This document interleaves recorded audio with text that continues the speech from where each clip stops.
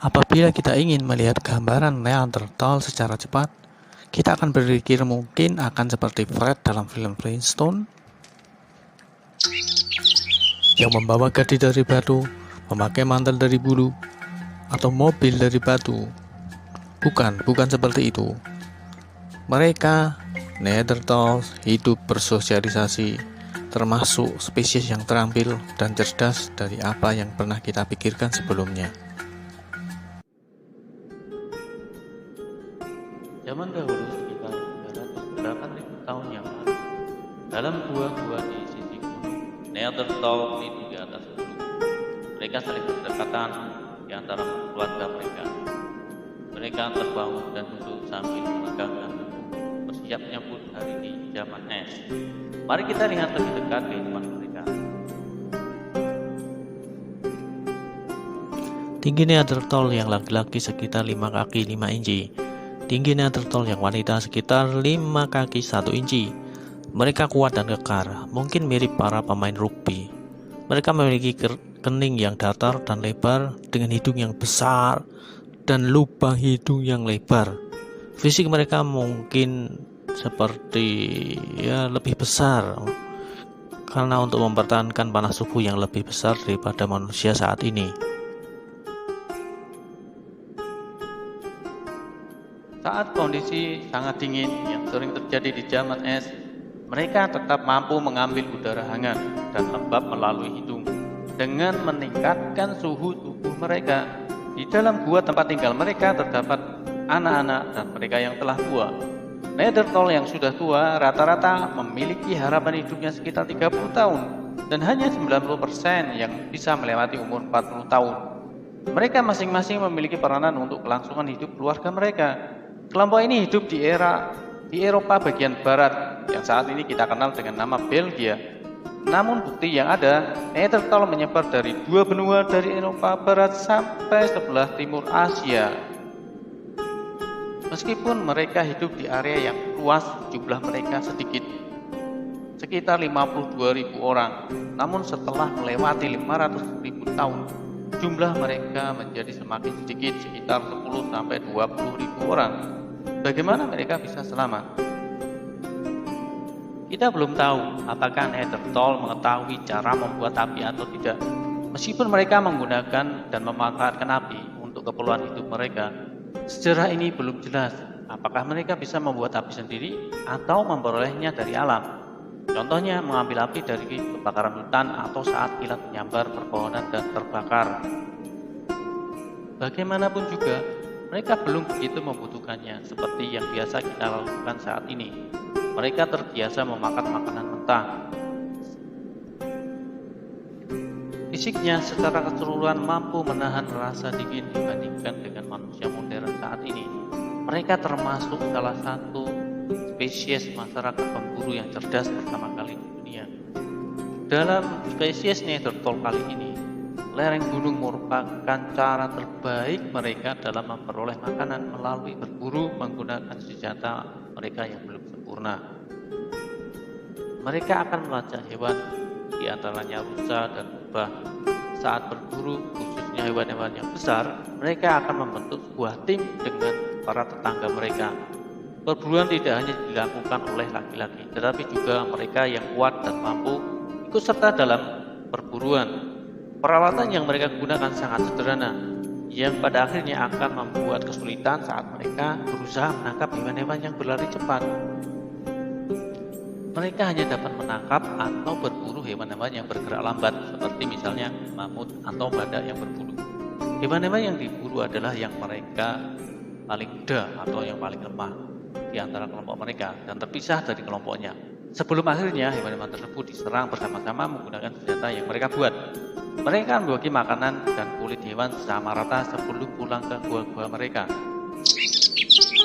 Sekarang kita coba lihat lebih jauh ke arah selatan, ke daerah yang lebih hangat, yaitu Spanyol. Di sana kita akan berjumpa vegetarian pertama di dunia. Neanderthal di sana hidup di hutan-hutan yang jauh dari binatang, yang biasa diburu oleh sepupunya di sisi gunung daerah utara. Mereka menghabiskan hari-harinya berkeliaran hutan mencari makanan berupa buah-buahan dan tanaman untuk makan semua anggota anggota kelompok. Namun, makanan yang paling umum adalah campuran dari keduanya, tanaman hijauan dan buah beri. Sebelum melakukan perburuan dan mencari makanan, mereka juga membutuhkan senjata atau alat untuk membantu mereka dalam berburu, dan sesuatu yang membuat mereka tetap hangat. Mereka tidak akan tinggal di suatu tempat untuk waktu yang lama, seringkali berpindah-pindah dengan membuat kemah-kemah atau membuat tempat perlindungan yang aman menggunakan peralatan yang sederhana. Kadangkala mereka menghabiskan waktu dengan membuat peralatan dan menyiapkan senjata-senjata mereka. Mereka termasuk cerdas dalam membuat peralatan dengan menggunakan bahan-bahan yang sederhana, seperti tongkat batu yang ditajamkan atau tulang dan kulit binatang untuk membuat pegangan yang kuat. Untuk perlindungan diri, mereka menggunakan tongkat yang panjang atau tulang hewan untuk membuat tombak yang sederhana. Peralatan yang lain seperti palu dan penusuk berfungsi untuk melubangi kulit menggunakan tulang hewan dan tulang rusa, serta yang digunakan untuk mencoklatkan kulit serta menghaluskannya. Bagian lain dari kulit akan dikunyah dan dipanaskan di atas api untuk membuat lebih lentur, sebelum dipakai untuk menutup tubuh atau dibuat sepatu. Neanderthal memiliki bahasa yang baik dalam membuat rencana perburuan dan menyampaikan emosi melalui kombinasi suara serta menggunakan fisik atau pergerakan fisik. Meskipun mereka belum mengetahui cara berbicara, mereka mampu merasakan hal-hal yang lebih kompleks dan emosional serta bekerja sama dalam kelompok. Ada kemungkinan bahwa mereka adalah manusia pertama dalam spesies yang menunjukkan pemahaman tentang emosi seperti kesedihan, karena ditemukannya kuburan yang menunjukkan pemahaman mereka tentang bergabung dalam sebuah kematian. Lebih dari sepertiga dari Neanderthal yang ditemukan berumur di bawah 4 tahun. Hal ini menunjukkan bahwa ada kemungkinan jenazah anak-anak mendapatkan perawatan lebih besar selama proses penguburan, yaitu dengan ditemukannya semacam bekas tanaman di sekitar makam. Dan dimungkinkan adanya semacam upacara atau menunjukkan rasa simpati. Dan mereka yang lemah tidak dibiarkan mati begitu saja. Hal ini dengan ditemukannya sisa-sisa dari mereka yang tidak selamat karena terkena penyakit atau cacat dibiarkan sendirian. Dari sisa-sisa tersebut menunjukkan bahwa mereka yang cacat atau sakit mendapatkan perawatan dan dihargai oleh kelompok keluarga Neanderthal. Tidak hanya itu, Neanderthal juga akan mengobati penyakit dari anggota keluarga mereka yang sakit atau lemah, seperti misalnya terjadinya gigi bengkak. Gigi yang sakit atau bengkak tersebut akan diobati dengan mengunyah tanaman obat atau jamur penicillium yang sekarang kita kenal sebagai bahan membuat penisilin. Ribuan tahun sebelum manusia menemukan antibiotik. Yang mengejutkan, kehidupan Neanderthal tidak hanya sekedar berburu, membuat senjata, dan berkembang biak. Di waktu-waktu luangnya, mereka juga menunjukkan kepandaiannya dalam kreativitas seni. Mari kita kembali ke Spanyol 60.000 tahun yang lalu dengan ditemukannya situs seni dalam gua. Tentunya lukisannya tidak seperti lukisan Pablo Picasso.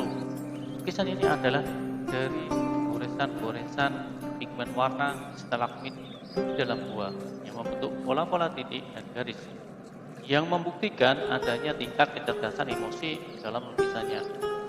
Dari lingkungan masyarakat yang mungkin belum bisa membuat api, kreativitas seni yang dihasilkan cukup menarik.